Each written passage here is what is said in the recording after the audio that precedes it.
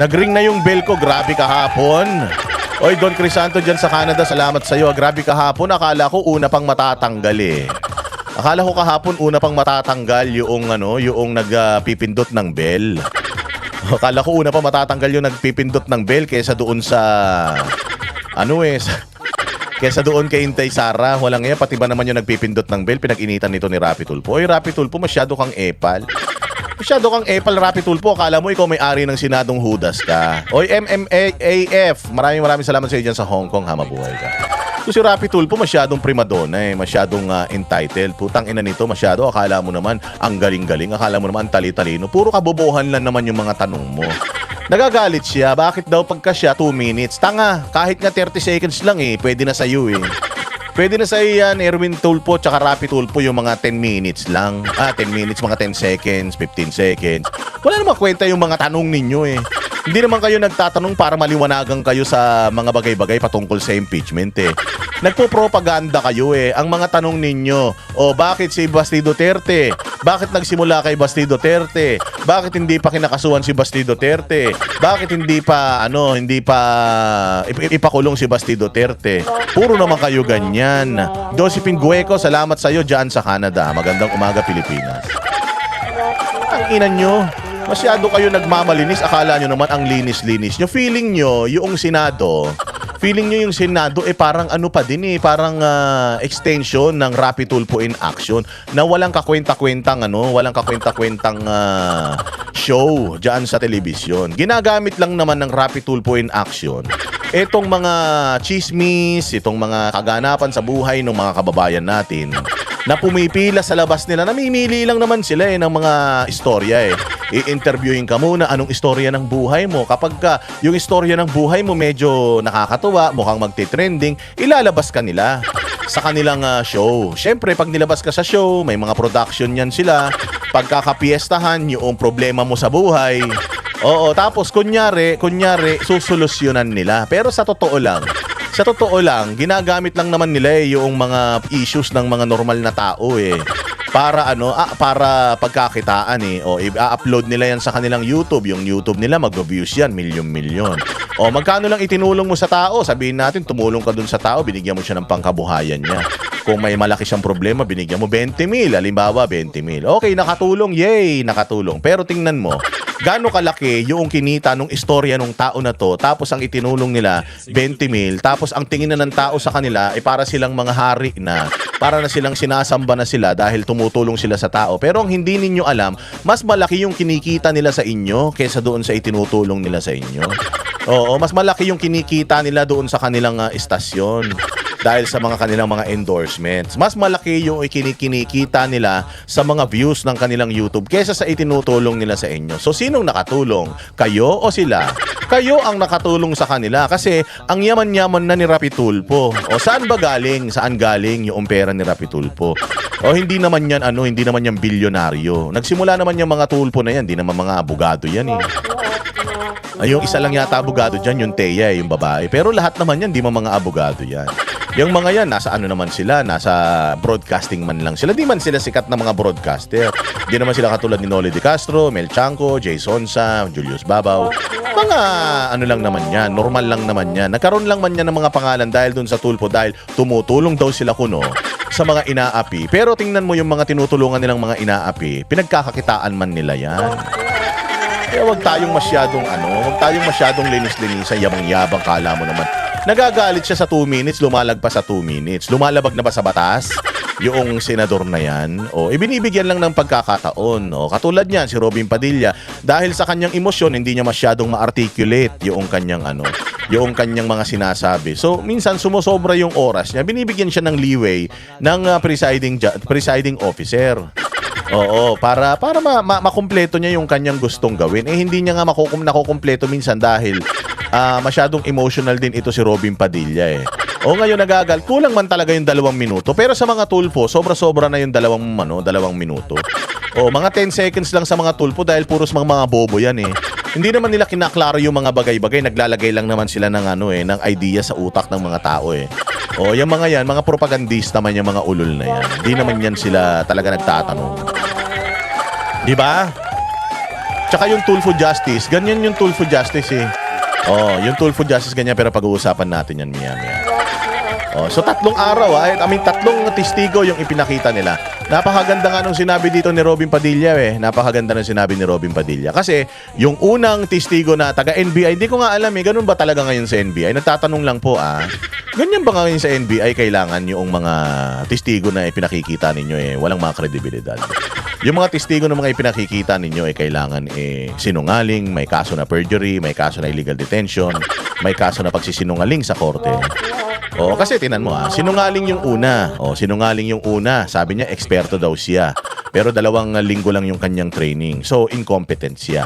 Yung pangalawa naman, sinabi rin niya na din siya, na siya ay, abogado pa yun abogado pa.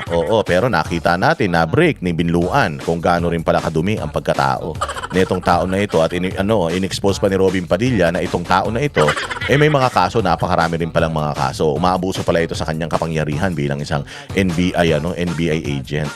Yun ayon dun sa ayon dun sa mga umiikot. Ngayon yung pangatlo na kanilang testigo, Diyos ko po, napakasinungaling. Yung pangatlo sa kanilang testigo, nuknukan ng sinungaling. Ang pangalan niya na Melvin Matibay. Siya rin naman ang nag-expose ng kanyang totoong pagkatao sa mga Pilipino. So ngayon, yung ginamit pa nila, Rosie Rose, maraming salamat. Sabi nga juicing. Si Tulfo daw is juicing from the poor. He's a deceiver. Ganun yun. Maraming mga ganyan. Walang pinagkaiba yan. Elimon, Malabanan, walang pinagkaiba yan sila. Maraming salamat sa iyo. Wala yung pinagkaiba yung mga Tulfo doon sa mga nagpa-poverty porn. Alam niyo yung mga nagpa-poverty porn? Yung kunyari, pupunta sa isang remote na area, hahanap ng mga mahihirap doon, tapos i-interview yung mahirap, ipaiiyakin yung mahirap, tapos bibigyan ng konting tulong. Bibigyan ng konting tulong. Pagbigay ng konting tulong, i-upload yung video na yun. Maraming maaawa ngayon.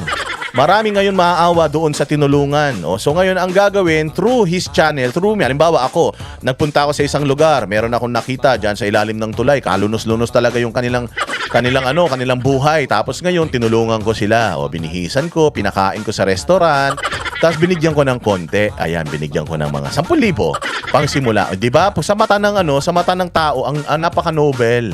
Napaka-nobel noong aking ginawa. Syempre, dahil may channel ako, i-upload ko sa channel ko, mag-views ngayon yan. So, kumita ako sa views, mga bossing. Magmi-million views yan, mag-2 million, 3 million, hanggang 10 million views yan. Tapos, may mga tao na maaantig doon sa iyong istorya. Ngayon, ko-contact yan sa'yo. Meron ka man social media, meron ka man comment section, dyan sa YouTube, ko-contact sa'yo yan. Gusto ko rin tumulong. Gusto ko rin tulungan yung tinulungan mo.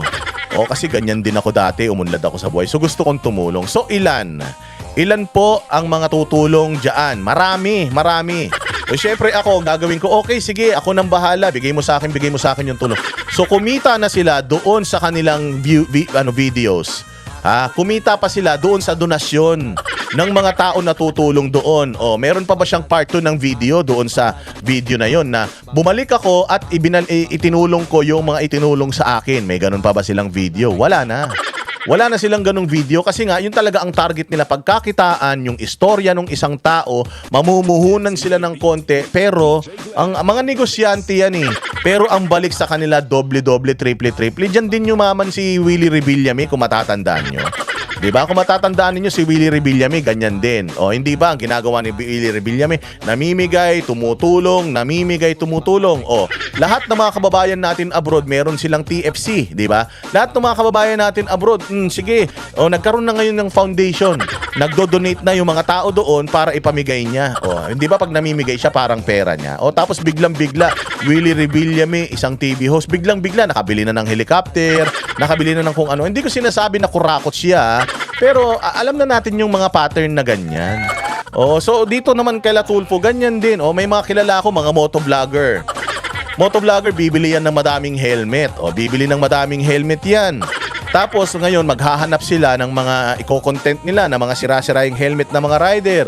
Tapos yung rider na yun, pagkukwentuhin nila, aabot ng 10 minuto, 15 minutes yung video nila. Tapos ang ending, bibigyan nila noong helmet. So magpapasalamat, thank you very much. O meron na naman silang isang tutulungan. So may mga nanonood ngayon na matutuwa doon sa ginagawa mo, magbibigay na sila ng donasyon sa'yo. So pera mo pa ba yung ginagamit mo sa mga pagtulong mo sa susunod? Hindi na.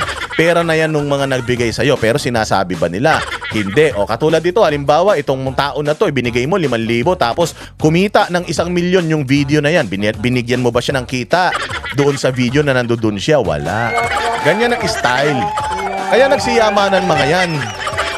Kaya magugulat ka, talagang ilang taon nilang pinagkakakitaan yung ganyang gawain. Sumikat sila dahil diyan. O sumikat sila dahil sa pagtulong sa kapwa, dahil organic na gusto nilang tumulong, hindi. Sumikat sila dahil tumutulong sila sa kapwa dahil may mga nagfa-finance sa kanila to do that para ipakita sa kanilang mga channels. Kaya sila sumikat. Kung talagang gusto mong tumulong, tutulong ka walang camera. Kung talagang gusto mong tutulong ka ng walang social media. Ganun ang tumutulong ng walang kapalit na hinihingi. Scam yan? Huwag kayo mag-alala. Tumutulong. At least siya nakakatulong. Syempre, trabaho niya yun eh. Talagang tutulong siya kasi doon siya kumikita eh. Sa tingin mo ba, katulad ng mga congressman, sa tingin mo, yung congressman ba papasok sa kongreso para tumulong sa kanyang constituent? Gagastos ba yan ng bilyon-bilyon sa pangangampanya kung tutulong lang siya sa mga constituents niya? Kung yung bilyon na ginastos niya sa kanyang kampanya, ibinigay niya sa kanyang mga constituents, gusto lang niyang tumulong sa constituents. Di sana, napunta pa siya sa langit. Hindi. Kaya yan gumastos. Mantakin mo ha, ano na yan siya? Siya ay isa ng mayaman na congressman. Bago pa siya maging congressman, bilyonaryo na siya. May kinikita na siya sa kanyang negosyo. Pero bakit magko-congressman ka pa? Yung late-late ng sweldo niya. Hindi naman yung sweldong tinitingnan ko yung makatulong sa kapwa. O bakit? Bilyonaryo ka na. Marami ka ng pera. Bakit hindi ka ngayon tumulong sa kapwa? Ba't kailangan maging congressman ka pa? Senador ka pa. Ang gagawin kasi ng mga yan, gagastos sila. Tapos, may kapangyarihan sila. Pag nanalo sila, di ba? May mga bodyguard sila. Above the law sila. Tapos makakapagnakaw pa sila. Mas lalo silang nanakaw. Magnanakaw at mas lalo silang yayaman. Yun ang totoo niyan. Kaya sila nagpolitiko, hindi naman para magserbisyo. Kasi bakit ka magseserbisyo kung maganda naman ang negosyo mo, pinagseserbisyohan ka ng mga taong nagtatrabaho sa'yo? Bakit ka pa magseserbisyo? Hindi ba? Kaya ka pumasok diyan, ha? Kaya ka Kaya ka pumasok diyan sa negosyo na sa pagiging politiko. Kasi nga, negosyante ka, pagkakakitaan mo yan. You spend money to make money. Ganun ang utak ng isang negosyante. Ang isang negosyante, hindi yan magbibigay ng isang bagay sa'yo. Nalugi siya. Ang utak ng negosyante, laging kita, laging ganyan yan. Kaya ang negosyante, pag nag-spend ng pera yan, sigurado ako na mas malaki ang kukunin yan. Ganyan ang utak. Kaya nga puros mga negosyante, yung mga senador natin at mga congressman natin eh. The reason being is, yang kanilang ini-spend sa mga kampanya, binabawi din nila yan doble-doble, triple-triple, 10 ulit pa. Tapos makapangyarihan pa sila, hindi mo pa sila pwedeng questionin. Tama, mali. Ganun yan, negosyo yan. Huwag tayong maglokohan. Inang yan. Magkakaanuhan pa tayo, lokohan pa tayo. So, ayan mga yan, sabi ko nga sa inyo, yung mga tulpo at kung sino-sino pang mga nagkakawang gawa, wala namang problema doon sa ginagawa nila. Okay man yung pagtulong na ginagawa nila. Pero umamin din sila na pinagkakakitaan din nila yung mga pinagkakawang gawaan nila. Kaya nga ako, bihirang-bihira ako magkawang gawa. Gusto ko rin yun, advocacy ako din yun. Di ba nga tuwing Pasko, namimigay tayo ng pera sa mga kababayan natin. Pero hindi ko siya ginagawa madalas. Kasi nga, ayaw ko na mabahiran ako na pag ginawa mo yan, parang ginagawa mo na lang yan dahil kumikita ka rin dyan. Ayaw ko pa. 1 beses, 2 beses, gagawin natin yan. Kay Beng Designs. Beng's Design dyan sa Amerika. Maraming salamat sa inyo. Kontakin nyo si Beng's Design kung gusto nyo magpa-design. Gusto nyo pati mukha nung asawa nyo, pa-designan nyo. Yan, dyan kay Beng's Design ha. Palagyan nyo ng mga tahi-tahi yung mukha niya para gumanda siya. Ganyan. Ganun ang style dyan. Di ba? Kami ang boses ng masa, hindi natatakot. Katotohanan lang, di kami nalulunod. Walang bahid ng sismis, lahat ay totoo. Kahit sino Pag mali ka, babanatan ka. Walang